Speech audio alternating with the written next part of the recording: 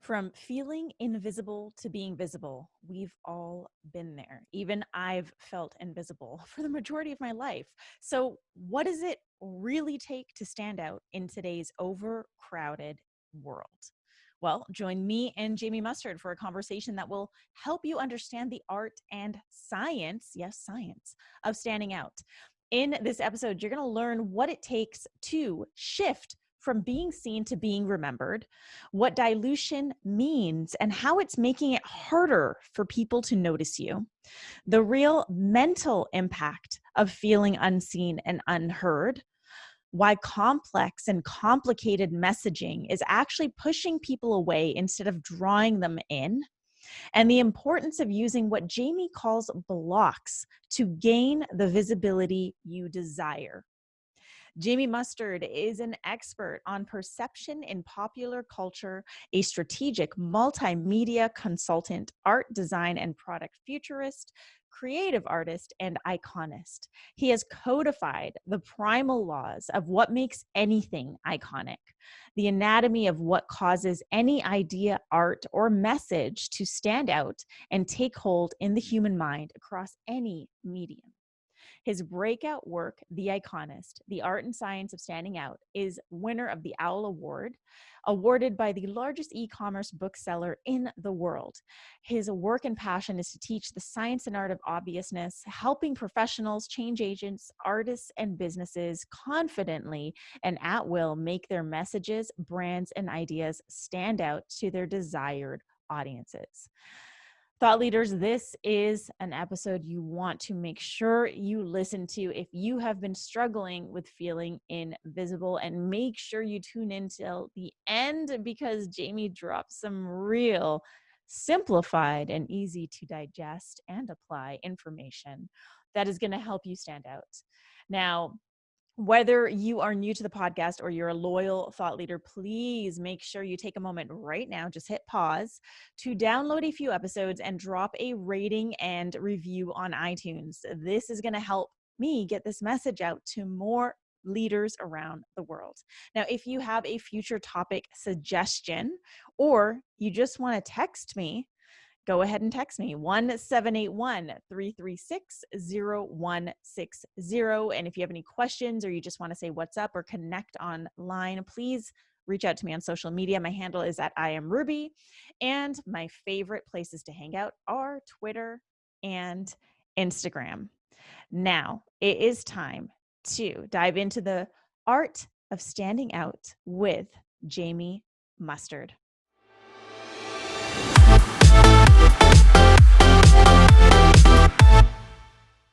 Hey, thought leaders, I'm back with an episode that I have been highly anticipating.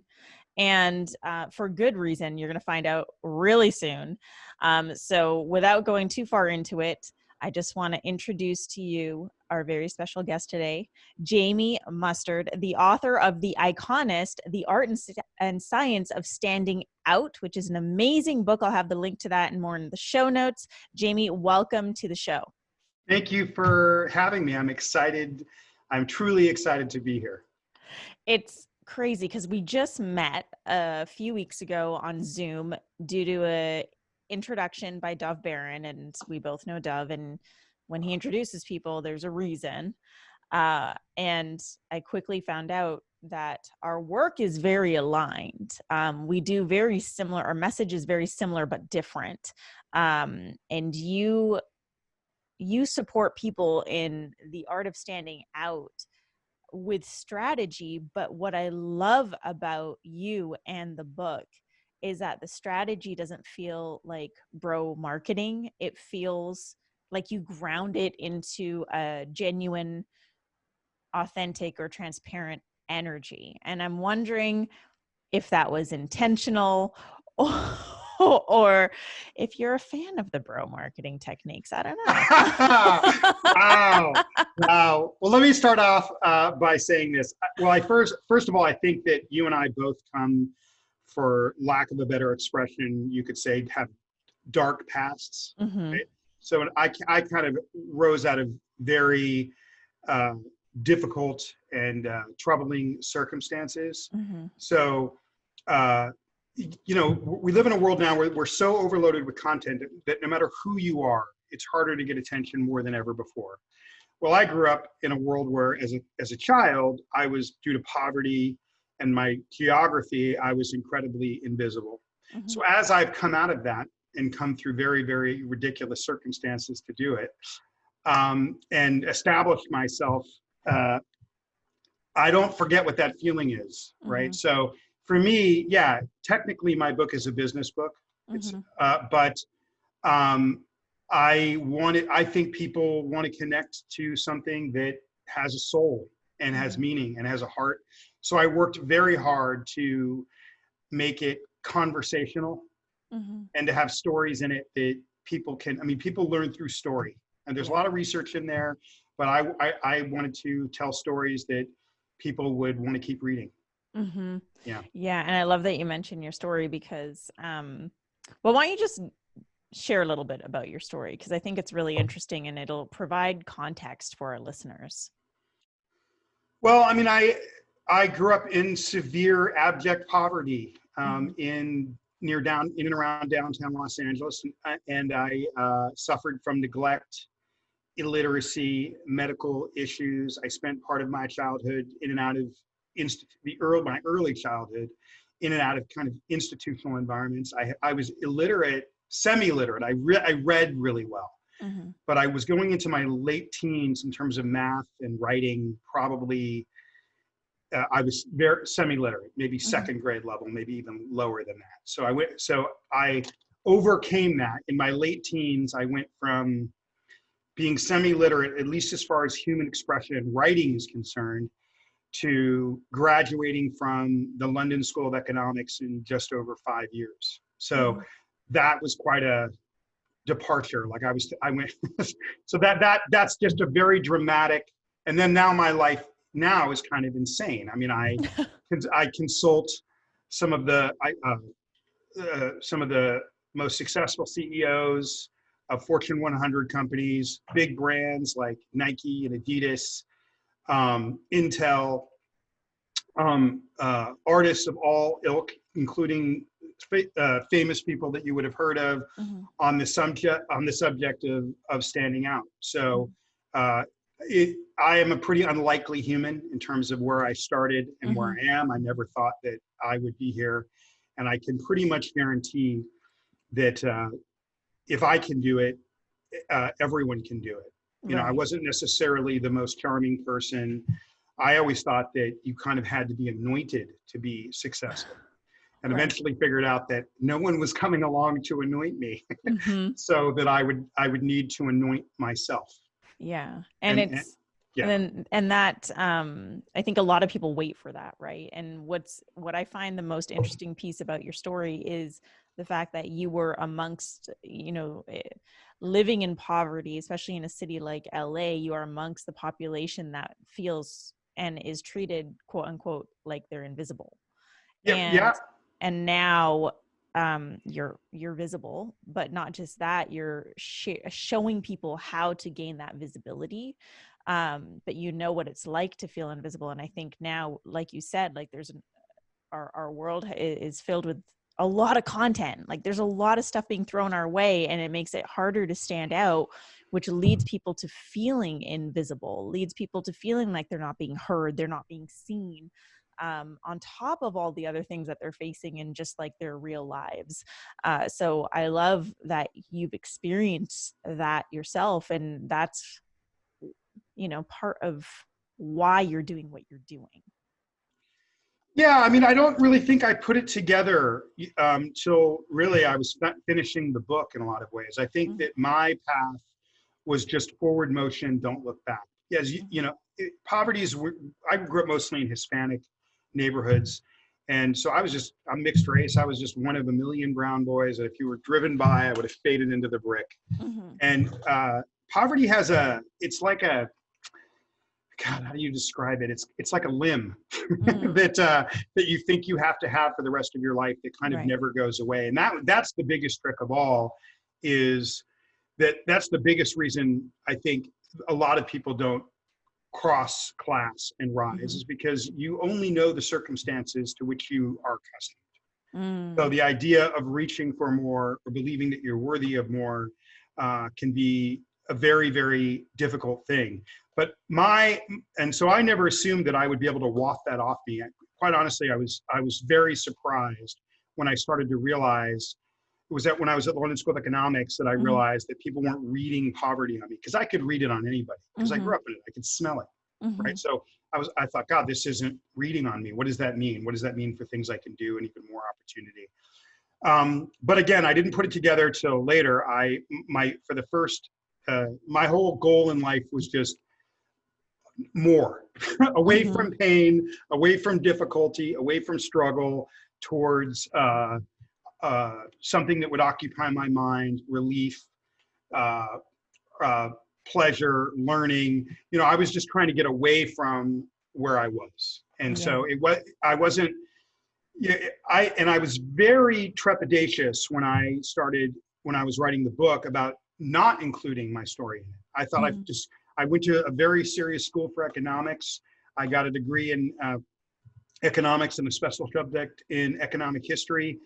And I found that what I thought was this legitimate pattern that revolves around the economics of attention. Mhm. And I wanted it to stand on its own 2 feet and have nothing to do with me. I thought Malcolm Gladwell doesn't need to tell his story, and Dan Pink doesn't need to tell his story. So Mhm. I was very not wanting to tell my story.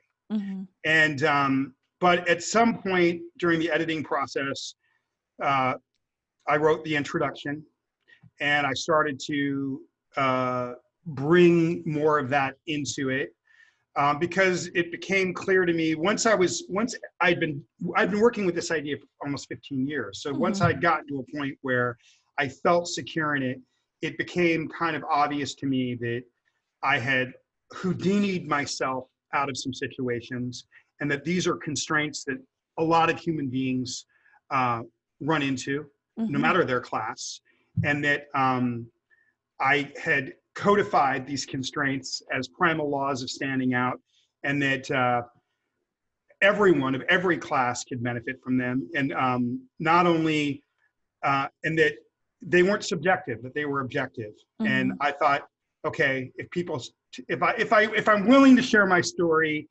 um, people will connect with me more.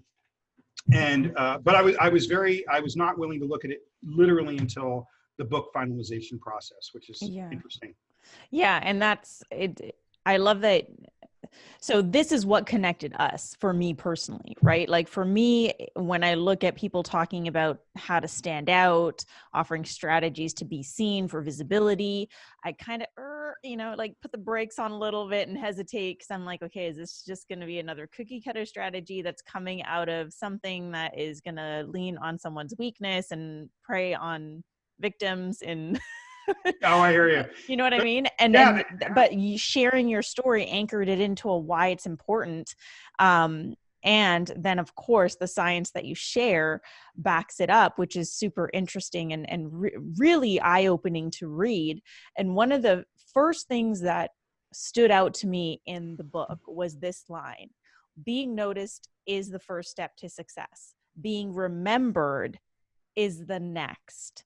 And I feel like that's where people miss the mark, is they don't focus on the longevity. They just want like the quick ROI, the quick hit, the quick visibility, the spotlight for a moment. They don't think about the longevity or the long game, or the relationships, or the, how am I going to be remembered?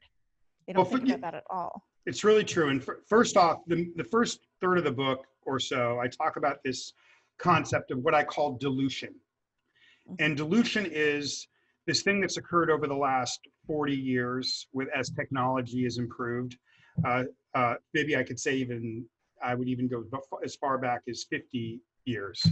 Um, that where as more and more as technology's increased and more data is thrown at us, and there's more and more choice in data and population in the world, we become smaller. It's harder and harder for us to have a voice. Meaning, if I were a carpenter or a baker, I use this example sometimes, in a small town in 1950s North America, I might have been competing with 3 other bakers in my town. Mm-hmm. today, because of the internet and the fact that you can order baked goods online, I'm competing with 1,000, 2,000, 3,000 bakers. Mm-hmm. I've become smaller. We can all feel it. We feel this angst and anxiety Mm-hmm. about being smaller, but we don't know what it is. We just know something's wrong. We know we have something special to offer the world, maybe, but we can't get the traction. So, yeah, I mean, one thing is what you just said. So, in my journey from invisibility to visibility, Mm-hmm. I've codified these primal laws that can help anyone magnetize and grab attention. Okay. Mm-hmm. These are the laws of what I call blocks, which Mm-hmm. we'll get into. And you use them in repetition, and you can cause anything to become magnetize attention and become iconic in the mind of another person in a matter of minutes, with at deliberation and at will, rather than over 50 years, like with luck or chance or just accident or coincidence. You can cause something to become iconic with these simple objective laws, and that's kind of what we're talking about today. And this is, Yeah. but again, it all centers around the fact that we all feel scarcity of when the co-founder of Fast Company, Bill Taylor, reviewed my book. He said, scarcity of attention is the defining business challenge of our time. I would say scarcity of attention is the defining business and social challenge of our time. Mm-hmm. All of this, and again, just to get let me just talk a little bit more about the dilution. Is that okay? Just give some Yeah, of specifics on course. this. Okay. So I give this 1950s example again. If you were just an average person, no matter where you are in the world, walking around your life, going to the grocery store, going to the office, living your life with your job, you would be subject to about 250 advertising messages a day. Mm. By 1970, it was 500 advertising messages a day. By the late 90s, the last time somebody really tried to add this up, it was 5,000 to 7,000 advertising messages a day. In fact, there was a woman doing research for Microsoft and Apple in 1998 named Linda Stone, and she coined the term continuous partial attention Mm-hmm. to talk about how we were all being bombarded with so much content that we were only partially paying attention. Mm. There's been a lot of books about this. A lot of people have talked about this. Mm-hmm. What makes the Iconist different and my perspective different is I've been less concerned with the fact that we're all bombarded, which is something we all know, Right. and more concerned with if the person I'm trying to talk to is so bombarded that they can't talk to me or look at me or truly engage to me, Mm-hmm. what is that doing to me? What is it doing to me psychologically? What is that doing to me mentally? What is that doing to me spiritually? And in my work and research, I found that there's actually devastating psychological effects that occur when we feel like we have something of true value to offer the world and we can't get anyone to give us just that 10 minutes, and then they would know. So Mm-hmm. there's that aspect. I teach you about how to get that 10 minutes Mm-hmm. based on these very simple laws that anyone can deploy. But then the world revolves with complex information. We have science and medicine and Mm-hmm. policy and all these very complex things that we need for the world to function and improve. So there's a way that we magnetize attention. And then I also talk about, once you've got that magnetized attention, how do you maintain and hook that attention and sink it in so that it stays with you. And it's again, very lots of different social science and brain science in the book that explains how and why it works.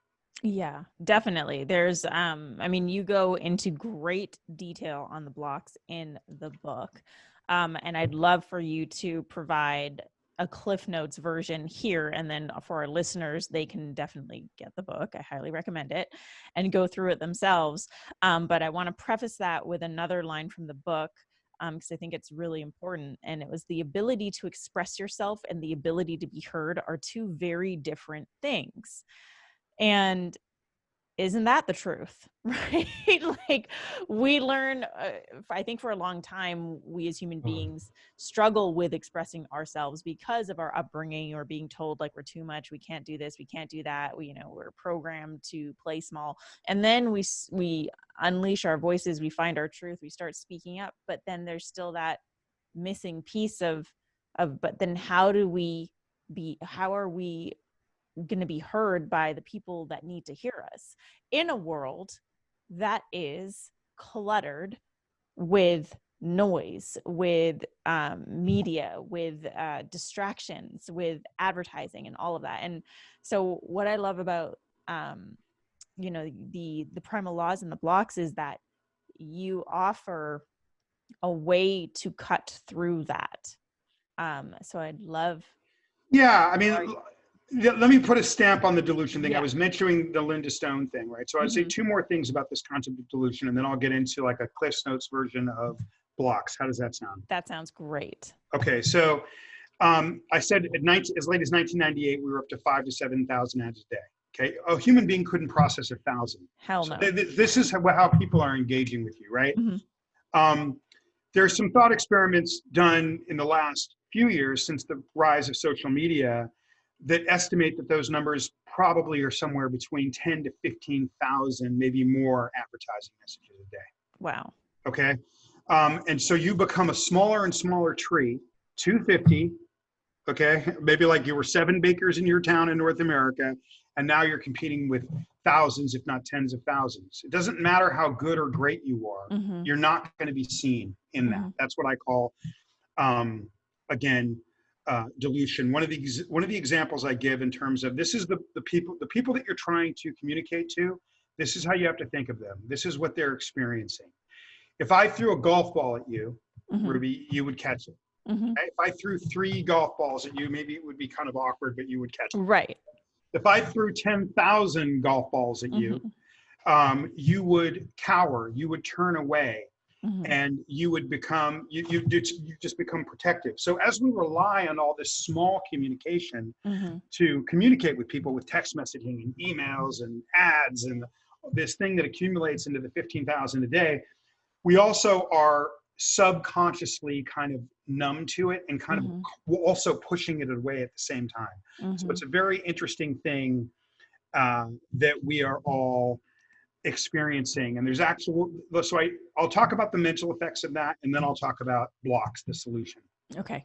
So the mental effects. In 2004, there was a book came out. There's a writer, a professor at Skidmore College, excuse me, a professor of social theory and a psychologist, a guy named Barry Schwartz, and he came out with a book called The Paradox of Choice, and he basically talks about how we have so much choice now. This is 2004, before Facebook, before Twitter, before Instagram, right? 2004. Mhm. There was so much choice that I mean, again, it applies to everything. Items in a supermarket in 1950, around 8,000, 9,000. Items in a supermarket today, over 50,000. Okay. Mhm. What gets more attention? Right. Each item get more attention in the supermarket with the 50,000 or the 8,000? Well, that's Mhm. every human being on earth now multiplied. Mm. So he talks in this book about the negative effects of choice. And he basically says when we have too many choices to make, we become paralyzed. We won't make any choice at all because we don't want to make the wrong choice. We're anxious about choice. What if I make the wrong choice? We're ultimately dissatisfied. We make a choice and they think, God, what if I chose the other one?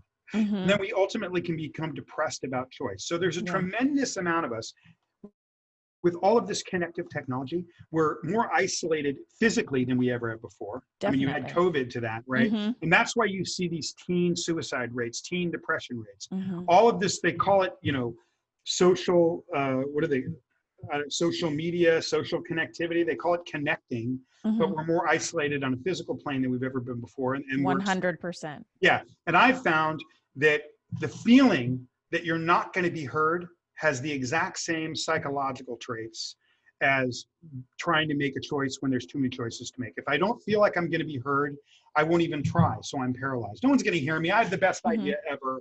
And I know that I'm the best coach, or I'm the best this, or I'm the best that. But since no one's ever going to hear me, why should I even try? Mhm. Then they have a tremendous amount of anxiety about, are people going to hear me? Yeah. Will I be heard? Then people are dissatisfied with their lives and ultimately depressed because we validate ourselves. We find meaning in life through people seeing us. Mm-hmm.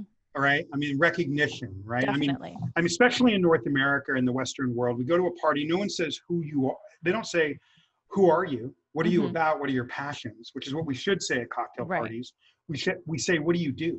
Yeah. Right. And that's a really scary question, because there's surveys that show that in the United States, 85% of Americans are dissatisfied with their jobs. Yet when they go to a cocktail party, what do you do? Right? Right. So, yeah, I wrote a business book, but I'm deeply connected. But one of the things that I found when I first started doing this almost 15 years ago is I had different names, and I was kind of beta testing it on different companies and just using it as a social science. I thought, oh, I'll be in the next Malcolm Gladwell, then 15 years later, right? But what would happen is I'd bring these tools, I do the work, and I'd bring these magnetic icons or blocks to the CEO, and their face would change. Mm. And I'd say, wait, something's going on here beyond just a social science, because I realize this isn't just their business that where I'm helping them be seen. This is maybe they built this business. They're an engineer that built a manufacturing company. It's their life's work. It pays their mortgage. It's their kids' college. It's their identity in the world. And so I started seeing this pattern when I would do this, whether it was for a $10 million company or a $5 billion company, that it would literally change the physical appearance and mood of the people that I was bringing these magnetic icons to, that would cause people to notice them. And so I decided I better talk about that when I write about it beyond the business side, because it's important. It's important.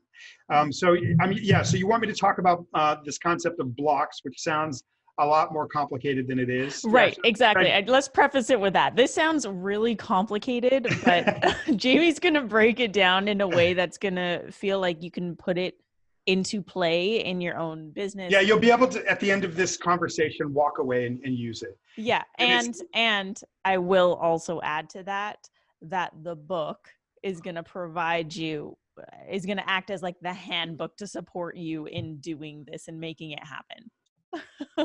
Yes, it's the most complicated concept in the whole book, what we're about to get into. And the good news about that is it's still really fucking simple. Yeah. All right. So yeah, one thing I found out in economic school is that they would come up with lots of really fancy terms yes. to describe really simple things. And that's the trick of the educated, to make education seem, less obtainable for those people, for the lower classes. I mean, there's a history of the church using that, right? Making it seem more complicated than it is. So my book is very easy to read. One of the things that I was trying to do when I wrote it was, what can I do that is uniquely me? And again, this is where our work aligns, where it'd be like, I would look at my heroes like Dan Pink or Michael Lewis or Malcolm Gladwell, people that I feel like are just amazing. And I would ask myself, okay, what's different about me? What can I do? Is there anything that I can do that's better than them? I'll never be as good as them, but is there anything that I can do that's uniquely me in terms of the way that I approach my work, that would be better than them? And then if I get halfway there, I'll be good enough, right? Yeah. So one of the things that I realized when I made that decision is I feel like that these guys have amazing ideas, and that I feel like I could write in a really simple conversational way, not use the fancy terms, tell really fun pop culture stories that a whole class of people that maybe wouldn't normally read a book like Blink would read my book, but I would still get those people that would read Blink and Thrive and When and the books of the people that I admire so much. So yeah, so it's in that way I worked. It's very much a choice to make it very conversational. And okay, so blocks. Let's talk about blocks. Let's get into the meat of this. Okay, a block is something simple. I take that term from what happens when you put a toy block in front of a baby or a child. You put a block. If you put a toy block in front of a baby, it'll magnetize them. A toy block, they'll stare at it. A toy block is very large to a baby. What is the anatomy of a toy block? It's this big, bulky, monolithic thing to a baby with an intricacy inside it. Anything that is big and monolithic that's overwhelmingly understandable in your lizard brain before you have a chance to think, that's connected to any sort of complexity, magnetizes attention.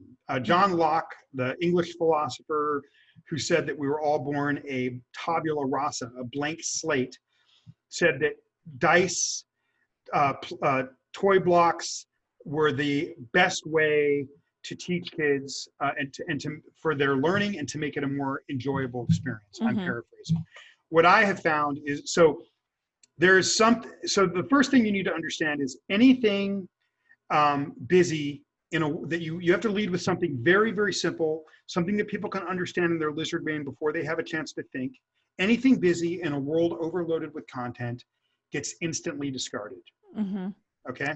Yeah. So a block is basically this big monolithic thing that you can understand before you have a chance to think. And then when you repeat it over and over, and you can do this to one person, I could say, so why do we call a Kleenex or a Coke a Coke? We look at that as an accident of time, but it's actually a process of monolithic repetition. And I explain the rules in that book so that rather I could take something like a Coke, if you've never heard of it, and I could use it in repetition with you based on these simple primal laws in the book. And within 5 minutes, it would have the same relevance to you that a Coke does now, having heard about it your whole life. And you can do this with anything. And in this world overloaded with content, everything is broken down into tribes. We don't need 1 million people to be successful. If we have 1,000 people that follow us, 5,000 people that follow us, 10,000 people that follow us, we can be astronomically successful. So all you need to do is use these monolithic simplicity, these repetitive monolithic simplicity techniques to pull people into the full complexity of who you are. And if you do that for 1,000 people, you've got a revenue stream. You're viable. Okay. Yeah. So I'm going to start off talking about visual art, which I talk about in the book. Then I'll get into music, and then I'll talk about it conceptually, and then I'll talk about it in terms of a business concept. So we'll start off. Is that cool? Can I? Yeah.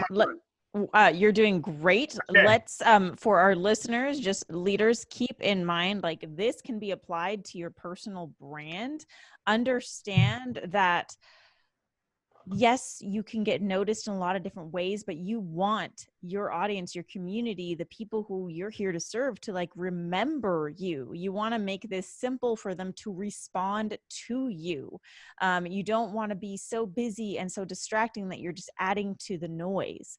So this next bit where Jamie's going to dive into blocks in more detail is going to be super important for you to understand. So Jamie, take it away. Yeah, and I'll after I get through, I'll give the visual example, the music example, the conceptual example. Then I'll give the business example, and then I'll talk about the difference between being seen and being remembered. Okay, Let's do that. So that people can understand how you create the memory part. But okay, so in visual art, and again, this is a business book. I have a business publisher. This is in a business category, the largest, it won the Owl Award this year, or in 2019, at the end of 2019, the Outstanding Works in Literature. I was up against, in the business category, against people like Malcolm Gladwell, Safi Bahcall, David Epstein. I think I won alongside Marie Forleo. But the Book Pal, who's the largest e-commerce bookseller in the world, called it the best marketing and branding book of the year. Okay. So let's talk about monolithic simplicity in the most simple sense of art, which we can all relate to, and then we'll move into business. So in terms of art, if you, in art or visual design, again, it's an image that you can understand before you have a chance to think. So I give this example in the book of the two most powerful artists in our collective consciousness all over the world. Before we even have a chance to think, almost anyone, even if they didn't recognize a Picasso, they would recognize a Warhol, or they would recognize a Vincent van Gogh.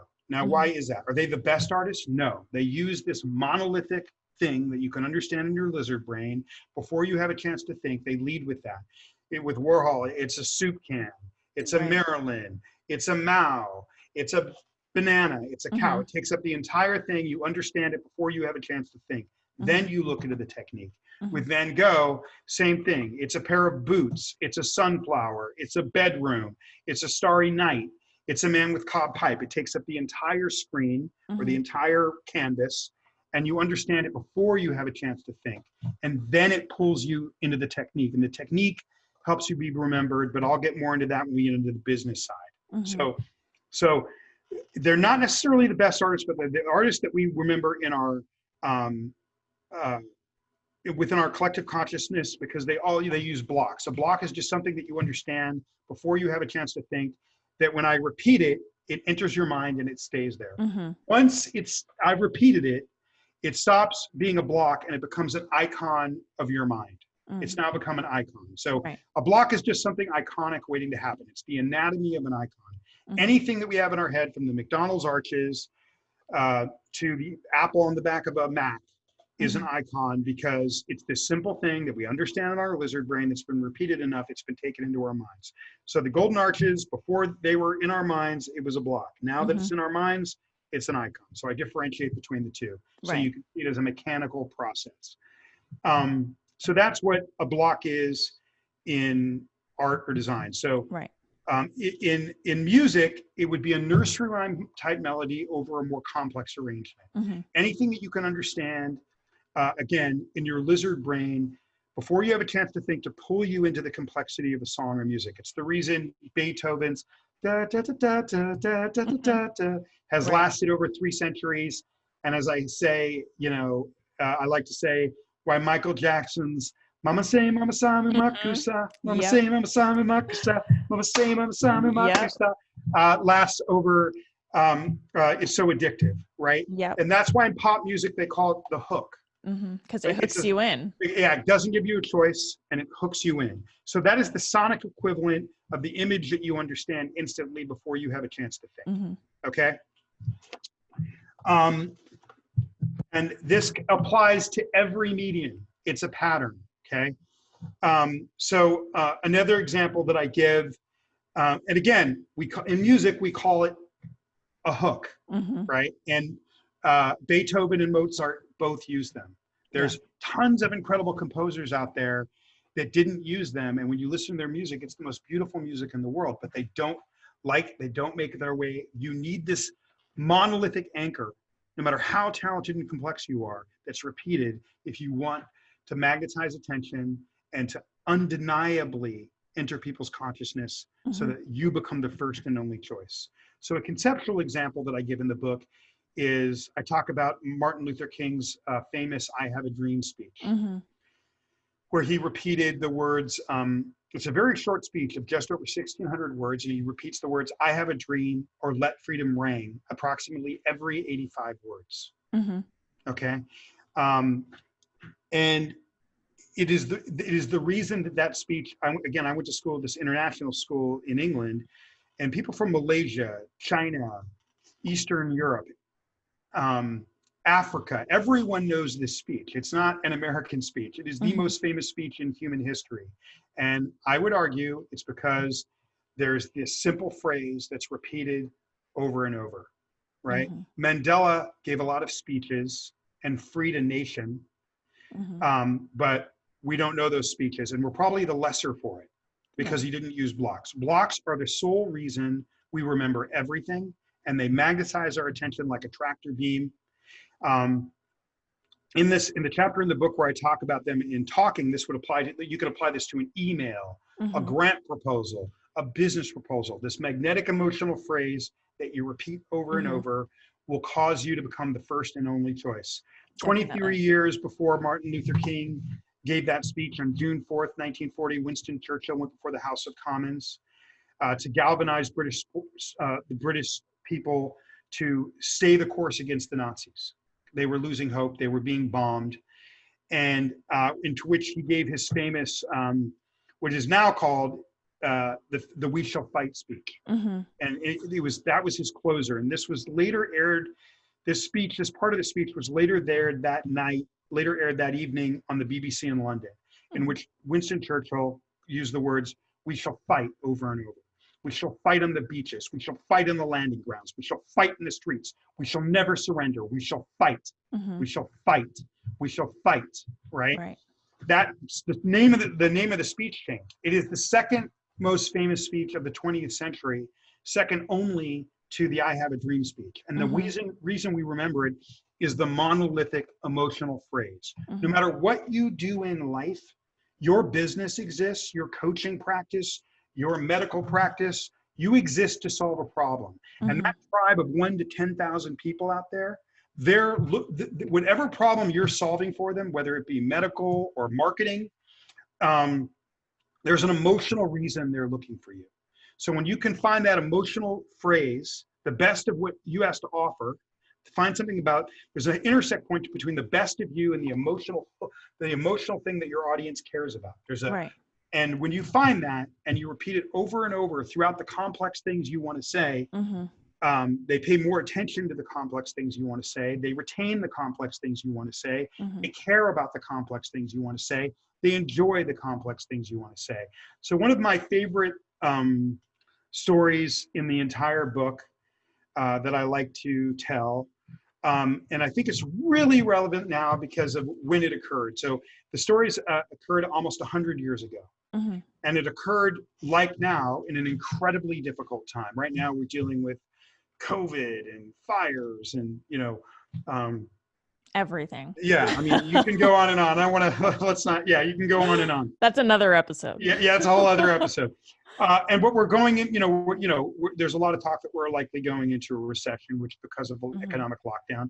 So a lot of people go, okay, we're going into a recession, and they use that as an excuse. And again, I'm not here to give anyone a pep talk. I have a social science that is objective.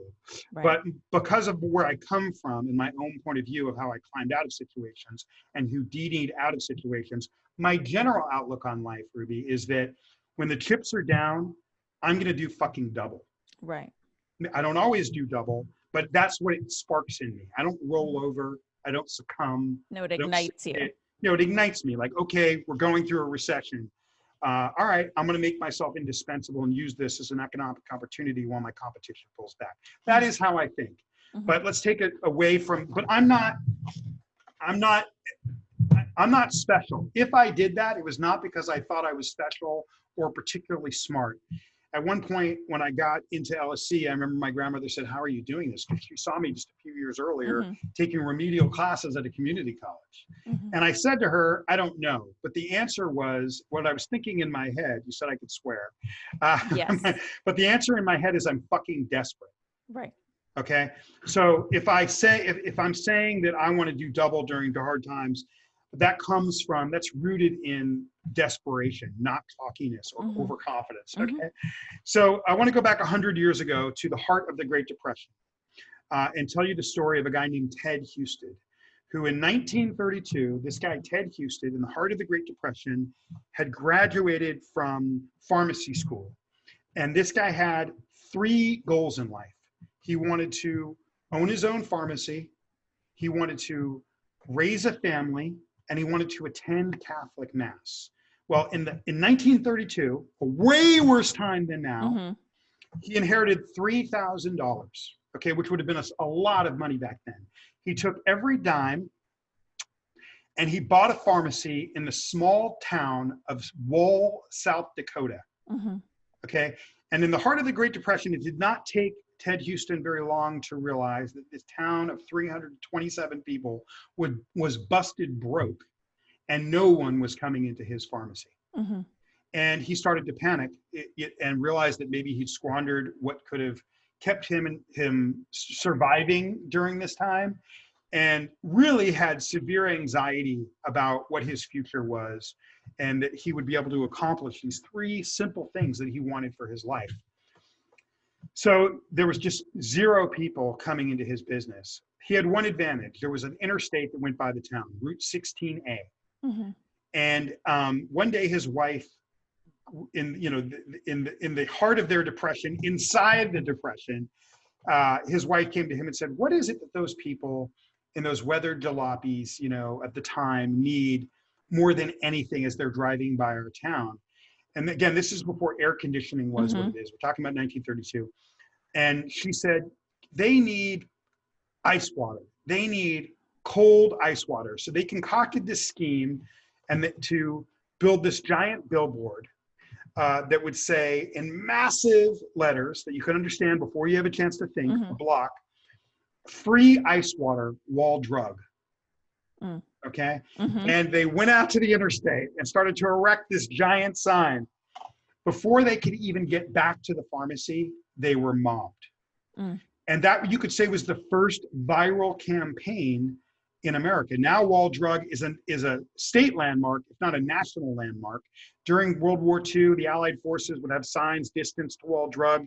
People have taken wall drug signs, taken pictures of wall drug signs all over the world since the 30s, you know, whether it's the Taj Mahal or the Great Wall of China. And today wall drug is a thriving collection of buildings that include restaurants,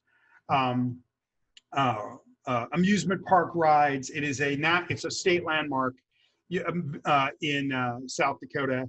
And again, you could say it's the first viral campaign. So the point of that is that if those guys, that no matter what you do, there's a big monolithic concept like that, that if you communicate it in an oversized Sesame Street-like way, people will magnetize to you. And then if there's transparent truth and complexity interspersed with that, which I explain how to do in the book, or you can even look up, you know, you could get a lot from just going online and listen, you know, watching my TED talk or something.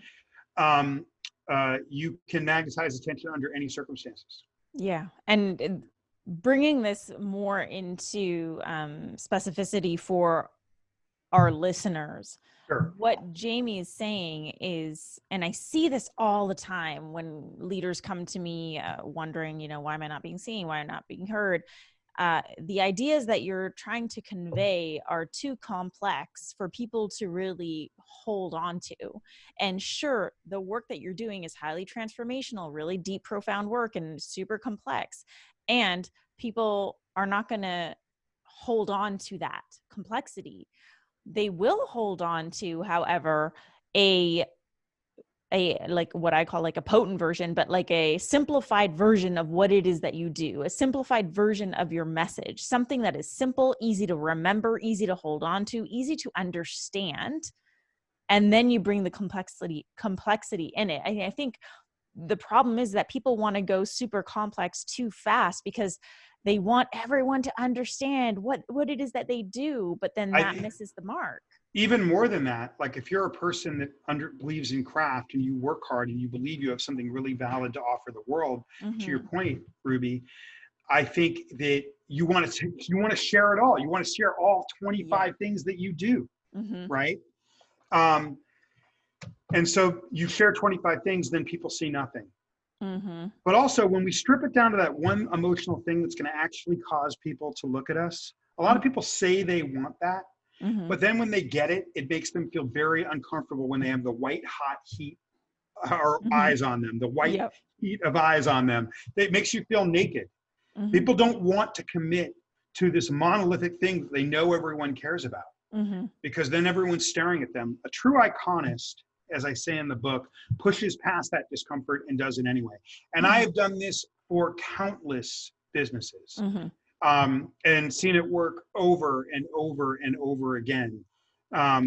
It's almost like, you know, a Jedi mind trick, but it's not. It's objective. It's the way that we as human beings all prefer to take in information. And one of the examples I give, and I like to explain, is like that when we're teaching children or communicating to children, we communicate in these really simple, overly oversized Sesame Street type ways, like massive pie charts and diagrams, and then the words are smaller, the lesson. And what brain science shows us is the part of our brain that lights up when we're looking at visual imagery is several times larger than when we're studying something complex. So visual imagery literally is the magnet. So the oversized statement is the magnet. But as we get above elementary learning, we stop communicating to each other in elementary ways. And what I'm arguing in the Iconist is that adults crave this elementary childlike communication that hooks into our emotional core even more than children do. And I would even go further to say that in a world where you're bombarded with so much, if you land on a website when there's 100 million choices, Mm-hmm. or a 50 million choices, or a million choices, or 50,000 choices. Right. If I have a weird name, if I typed in my name right now, there'd be millions of choices. Okay, Mm-hmm. so and I go through the first, I go through 10 choices, and I see one that's just oversized. The entire website is that 2/3 of a statement that speaks to my emotional core. Yeah. That's the one where I'm gonna stop and look. Mm-hmm. Right? It's true. That makes sense, right? So Yep. as we get above, so that kind of communication, that oversized communication that speaks to what we actually care about, becomes an oasis. It becomes soothing Mm-hmm. in a world overloaded with content. People are searching for someone that's just going to like give me the reason why Mm-hmm. I should do a deep dive on you. Otherwise, they just skip over it like a stone on top of water. Exactly. Skip And over that's it. why you're not being seen, and that's why you're not being heard. So simply put, you got to stop overcomplicating everything and stop trying to describe everything you do on like the first page of your website, for example, or in like one image on a social media post, and simplify it and make it easy to digest. Jamie, I feel like I could talk on this forever. And we are also at the end of the episode. So Okay, all I'm right. gonna say this. For our listeners who want more, I highly, highly, highly recommend that you read the book, The Iconist, The Art and Science of Standing Out. The link to that plus more links are going to be in the show notes. So grab your copy today. And Jamie, if there's like one simple block-like message that you could leave our listeners with, one thought, what would that be?